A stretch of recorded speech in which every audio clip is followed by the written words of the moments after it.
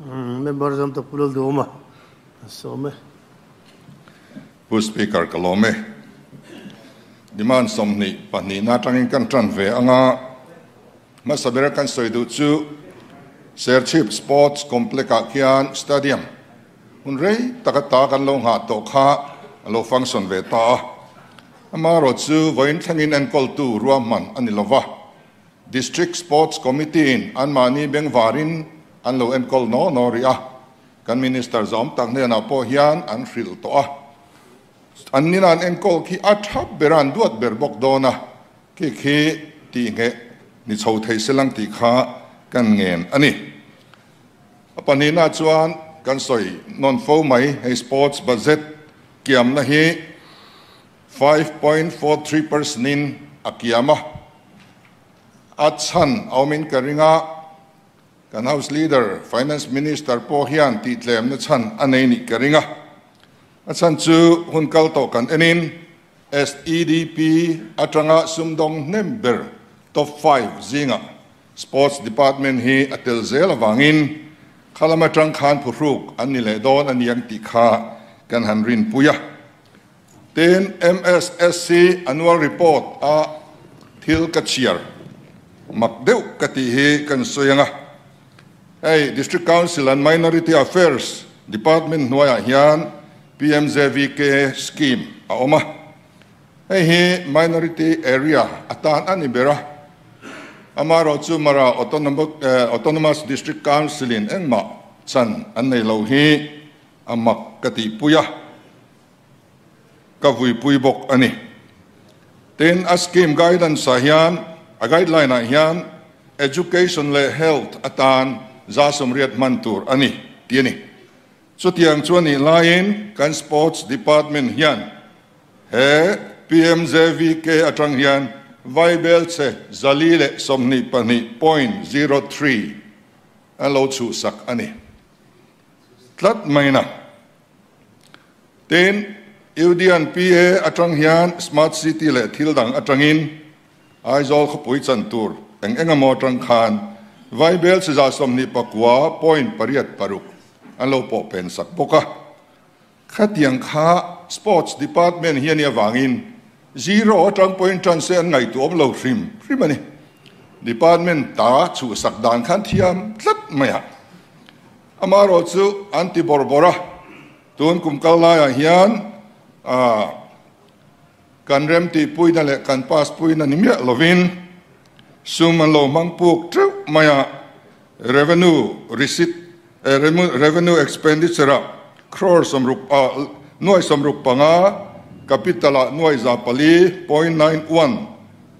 ten avayin Vaibel sia zale panga point panga pasari lo mang hem mai ni chu supplementary demand khan anon pulu taw sometime kan pasak le maya kha lo ti thanglak lo to chu vai sports department hi i boy pui lo ngon ngai to om lo lutuk kan tiani chu hey state matching sera ringot po hianin supplementary demand khanin Vaibel za somni pakwa anron demand ngam ani kha nei dis kha sangu katia in ngam tlat lo kha ten chu mai ni lova sports department hian restricted tender somthum le pa ni contract an pe mana ram hason na development hinge kandu attender vela hin kan tuizok tero chu ka shelova. Hey he Vaibel se zani samrup pangaman ani department mui tak ani tlat ani he department hi tun kan Sorkar hian pu speaker a budget nei tlem hian an nei tama a lo tlem hian hausa chen khat lo te le te lo hausa ani mai o mango kati deva adon le chuan kami diban somni pakhat le somni pani ni tain ka ria takang kan lu tanga amasain kan biala Serchip Government College in nak a grade an mua rampum puita na til suanom tak ania voina hian akachuan ziale kalom puina he house kaltlang hian kan soi masadu ani te chuan nabat sum kum sari chunga rul le turing kan puka chumi kan mandana chuan kan lut anga farm panin an thoka soengai lova heng farm contractor pani te po hi kan minister zom takina apek omoi ngoi te po an ni in ka riat puya champhai not MLA zom takha ni chen khan a ha le lui lo chop maya abial chung sikul sakthat zia kha hei lo ngai tha se ka du khop mai government GM high school ki kai po ka kal chuana ni a kimi atana sanction ki nuai som sari pathum point paruk pangani education minister Trian pathum rang khan siama mizo zo heraldian how chun zelal mung lian ten nuai som sari pathum man kha nuai som nga in anla phot mena kal ral tru he Trian pathum te hian nuai som nga atang chuanin nuai som thum panga in Domas Corporation an hral le ti chuan poisa kal ral hi nuai som thum pariat akal rala sakna ta na an man chu nuai som thum panga chau ani chu abial to minister khan ha hi pin asoi moi ni chumule o MLA khani a thok tu po Domas Corporation an head mystery arlal ompuyani achung khe daina roof tour ani a Myanmar atangin rangwa cheper chi azial thai an mang zong tra zianan potlak lo aboy thana ber chu heng contract mutu khan an hral zel awangin alo lei chong le tu te khan work order andong silo headmaster ten work order andong box silo a drawing and tre box silo eng ma mulovin ta eng ma thelo te khan an pong sak mup mai ni ngur middle school nuai som thum 0.20 sanction ani nuai som pariat ani ngur primary school nuai som sanction nuai nga asak ani nala middle school nuai som asak nuai nga asak tirani khani lo ti kha house sam tak ma hian ka soi do ni tun repair a khanin tuna government GM high school kha atel lo ti kha ka chianga thu chiang lo hetianga kanan soi hi chu da ba chumbokin Sorkar masa khan sak ani to tuna mi chu tuna Sorkar la inan pek liao a contractor re duem a chung khim ka chu song ta zia da ka chu a ti lo khim chi ba a khau le tuk do na kenya song ta he do tan pe chuanin kan mang lo khim ma speaker ka hun hi an la hek sia maya hi min fias ka thang CB engineer te sakle allied concern te sakani ka soi ona bat sumni namat sumania ngur primary school nuai som sanction nuai nga tho nalan ka soi to bok LM middle school champhai cheng nuai somin ramha kan amu a bial tu thian pani ome kolikon khuwa vengani an sikul zirte tu tanen cheng nuai thumin thok rowatia an tian in ni ko siat charchara nuai li na hral chu nuai lia a hral a tho chu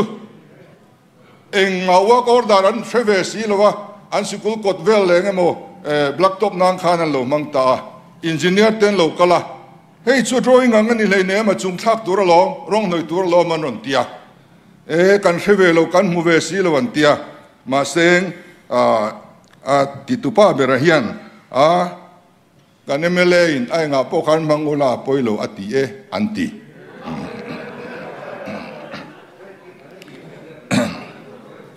TUALPUI kapiana point of order speaker kha ka soi mia lo ania khatiang ang thutik lo i house han soi choi chu house ti sam audio po kan ne kha chu kan ne thakop mai GM high school headmaster te ke national awardee ngat anya anriru anati hi ka riani te chuan ka pian na khuwa kan soenge TUALPUI nuai som man ania zirte tu te nuai ngain thotir Khozol high school zo chi veng nuai som ni pakhat man rual khuma ne na noi som palin an thal ti chuan an sikula thok emara thok lal ming lian an nuai ngai na thok ta ni nuai som thum le pakhat nuai som ni pakhat man kha heti khop hian zirtir tu mithiam omna department le ko thana rong bol tu tamna department na kallo chal chin kha heti khop hian corruption hian abual ne to ni diktak chuan CBI soitir tlak ani dulte te a kabial te po soitur tam ma se pu speaker ka soizel chuan thil dang ka soiman lawang ka du tok nge pakhat chau kan soile du chu inspection report on compliance audit para 14B ta chuan minister car number MZ01R 8295 tu motor tak niang mo